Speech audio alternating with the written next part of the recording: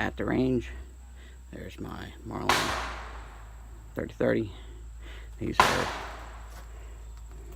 the Charlie bullets and 50-yard range. So I don't know how much filming I'll be able to get. I hook up my phone to the chronograph to collect the data, so I'll be using my phone for that. I'll try to get some footage if I can.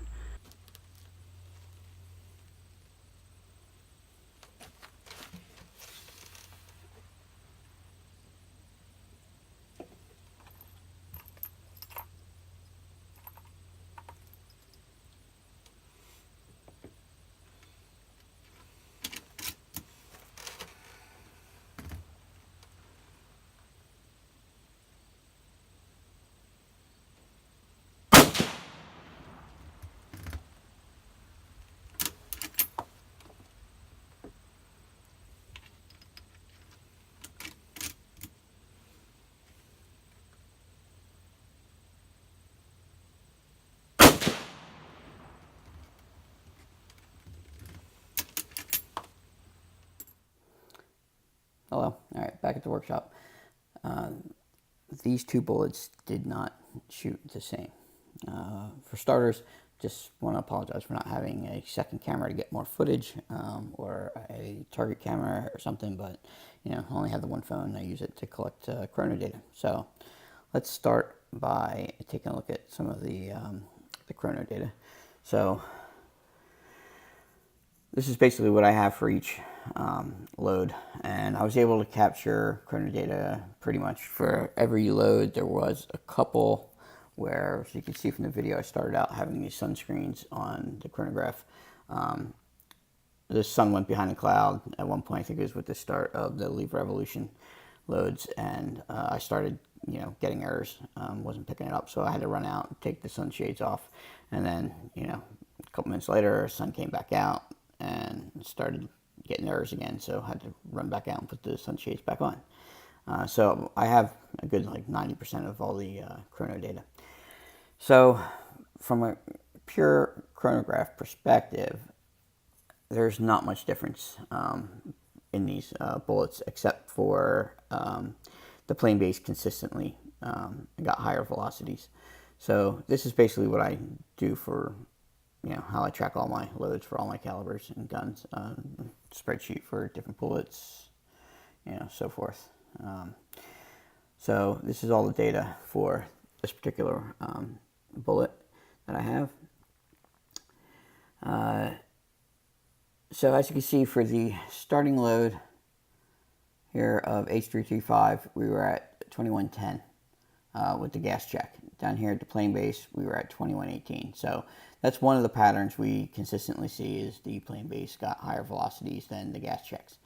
The other thing that's interesting is when we do see an area like this where there's a dip when you go from 29 to 29.4 grains. On the gas check, we see a dip in velocity. We see that same dip down here occur with the plane base, and then the velocity goes back up. So, and we see that again, I think it's right around with this one, when we go from 29.0 to 29.4 of the IMR 4895. And again, we see a same dip in velocity here. It's not as drastic, but it's still 10 feet per second lower. And then it goes back up.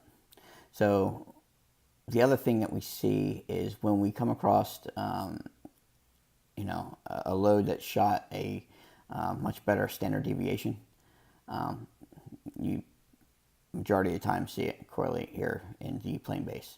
So from a chronograph perspective, other than the steady, a little bit faster feet per second for the plane base, they look pretty good, pretty consistent. You would have expected to see them perform pretty close to the same, but when we get to the targets, you'll see that that's absolutely not the case.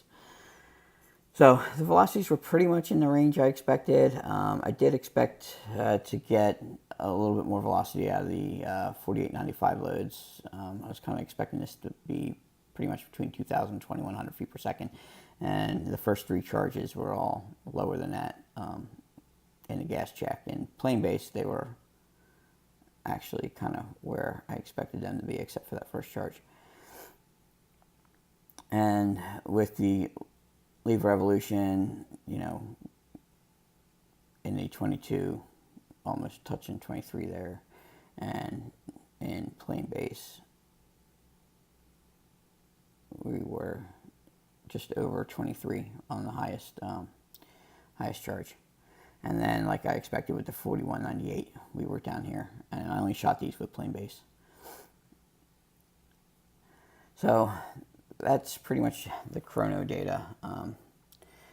And let me get the brass. Okay, so the brass pretty much looks the same across the board.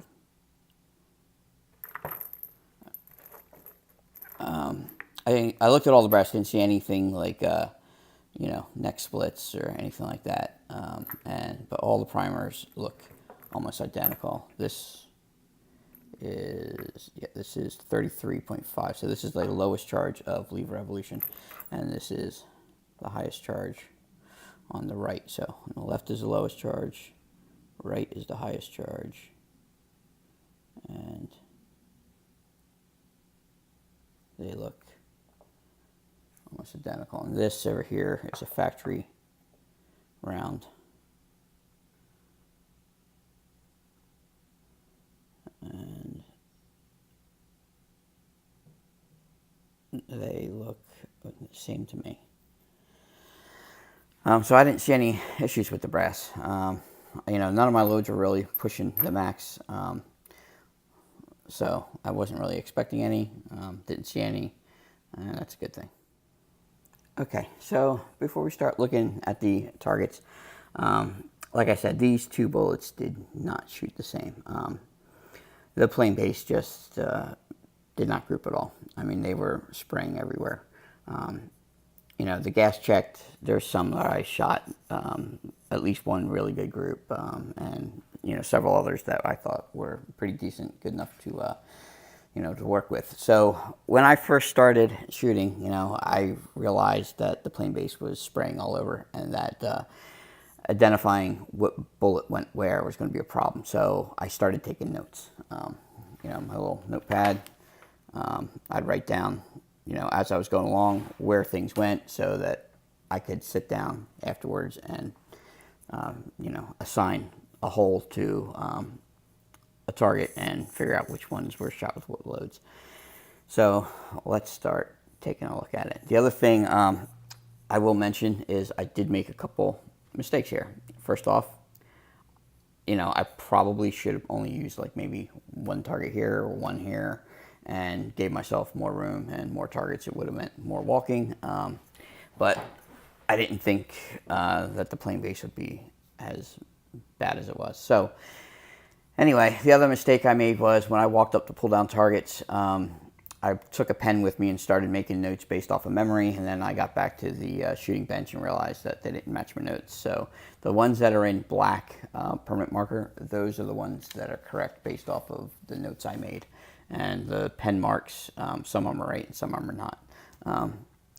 You know, that was based off of memory when I walked down. The other thing I did, which I stopped doing quickly, was covering up flyers.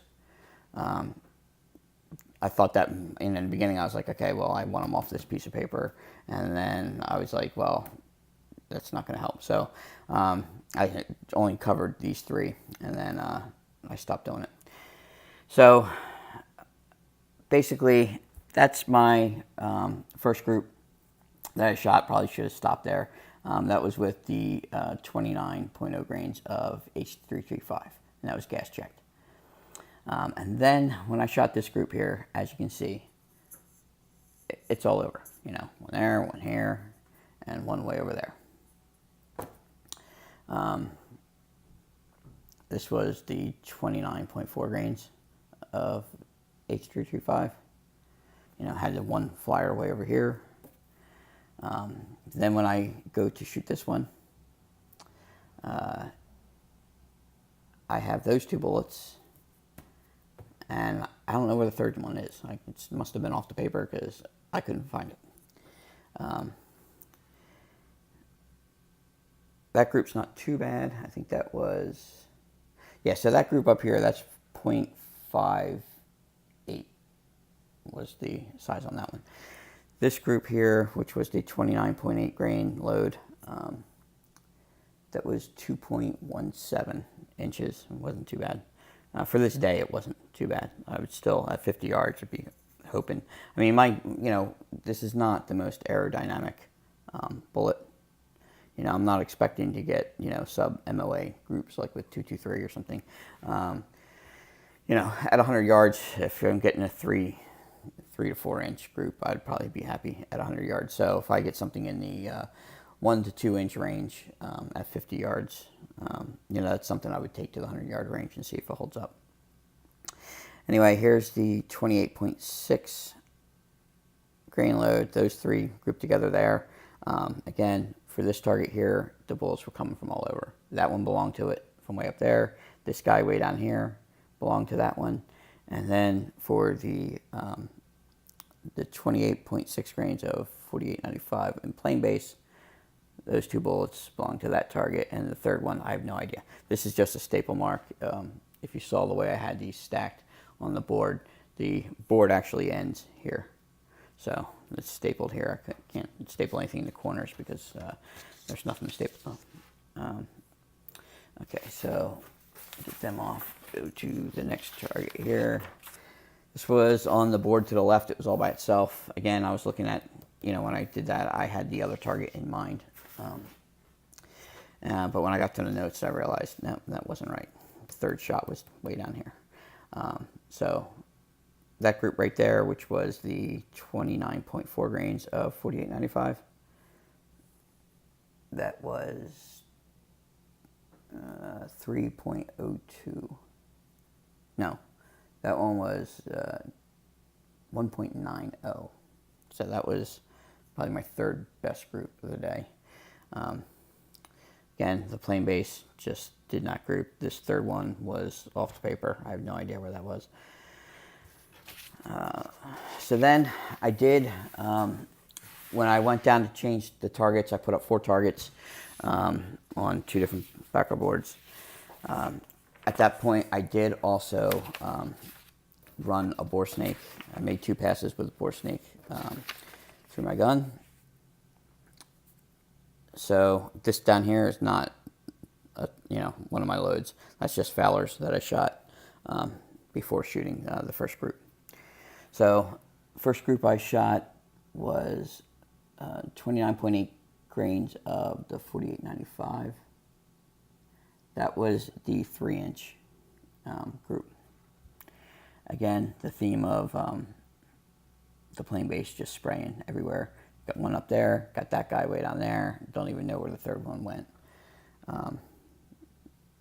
Then with the 29.0 grains of 8208 XBR, had this one flyer way down here, those two up there.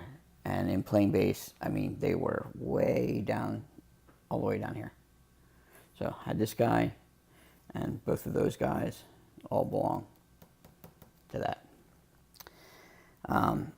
Then with the 29.5, which I only shot in gas check, this load, that is actually 2 bullets went in there.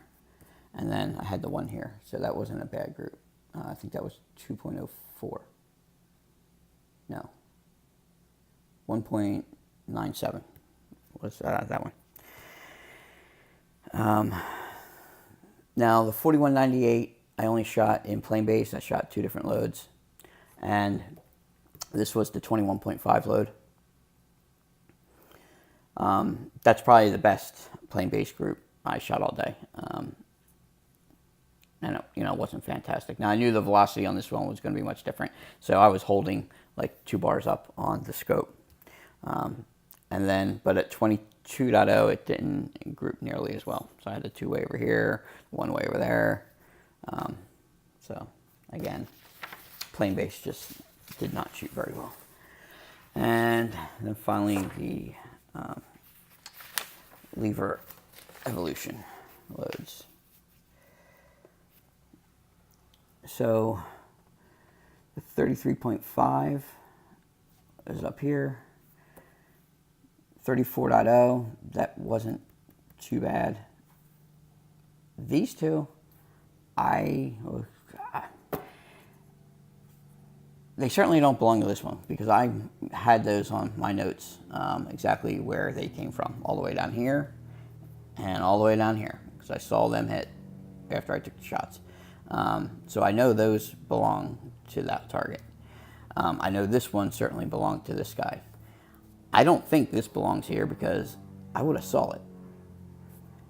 One of these may have landed over here, but I think I probably would have seen it. But I may not have because I already, had the other holes over here. And I didn't, when I shot this one, I didn't know where the third shot went. Mainly because at that distance, I couldn't tell, that was an actual hole since it went through the center there. So I may have just thought that was over here, and that this was part of this group. And so this one may have been associated with that one. I'm not sure. But when I came down here, I got these three. This was another good group. This is the 35 grains of lever evolution and gas check, and that was a 1.16 inch group. That was my second best group of the day. And that's traveling close to 2299, so basically 2300 feet per second. So that's, I'm happy with that one. These two belong to this target down here in plain base, and this guy down here was part of this group. And then there's those two mystery bullets, which either belong to this guy or this guy. So I'm pretty much thinking this one belonged to here. But, at this point, it's like, why bother? I know the plain base just isn't grouping at all, at least at these higher velocities. So with all that being said, getting back to these guys. Oh, excuse me. I do like this one with the gas check. There's some things I want to try. I know Charlie sent this to me. He cast these were at 16.3 BHN when he cast them. So, one of the things I would try, if I get the mold, is try casting them a little harder and see how they perform, somewhere in the 22 to 24 maybe range, BHN range. That's one of the things I would play with. But like I said, my goal is to shoot these at over 2,000 feet per second, and the only one of these two that I think I'm going to be able to do that with consistently would be the gas check. So that's the one I'm going with. I already placed my order with Arsenal. I'm going to get this exact mold, but I'm getting it in gas check only. I really just don't see the need, for this plain base one at lower velocities. I have other bullets that I would use that are more economic as far as lead goes. I got 130 grain that's great for plinking. So, that's plain base that I'm not going to be, using gas checks on. So I really just don't see the need for that one. So I got a 5 cavity gas check mold, coming. It's on order. I didn't have any in stock, so however long it takes Arsenal to manufacture it and ship it out. But I'd like to thank Charlie again for the opportunity to test these, because I can tell you right now, if I bought that mold without being able to test them, I would have bought one that was mixed, and I don't really plan on using this bullet. So I would have had a mold where half the bullets, are going to end up going back in the pot, or I'd be attempting to, only fill in certain cavities and stuff, and that's not typically, what I want to deal with when casting. So he saved me from getting a mold that I probably really wouldn't have been happy with, and instead getting a mold that is exactly what I want. So that's what I'm going to do. When I get the bullet, I will be doing a lot more testing. I want to do different, expand the ranges on some of these powders. Some of them I want to try a little lower. Some of them I want to try higher. Some of them I want to, I guess, cut down the, the increment that I was going from one charge to the next. Obviously the changing of the BHN is something I mentioned I want to try. I could try different seating depths. I'm already 2 thousandths off the land, so I don't know how much more. If I want to bring that back, I could make them a little closer. Again, the other thing is this brass. Like I said, it was all once fired, not in my gun, so it was all full length sized. Going forward, I'll be using brass that's already form fired and just neck sized, so that may increase the accuracy as well. So I want to keep playing with this bullet, and I'll be doing some more with it probably after the first of the year. So anyway, that's it. Thanks again, Charlie. Appreciate the opportunity to test these out, and I'll talk to you guys later. Thanks for watching.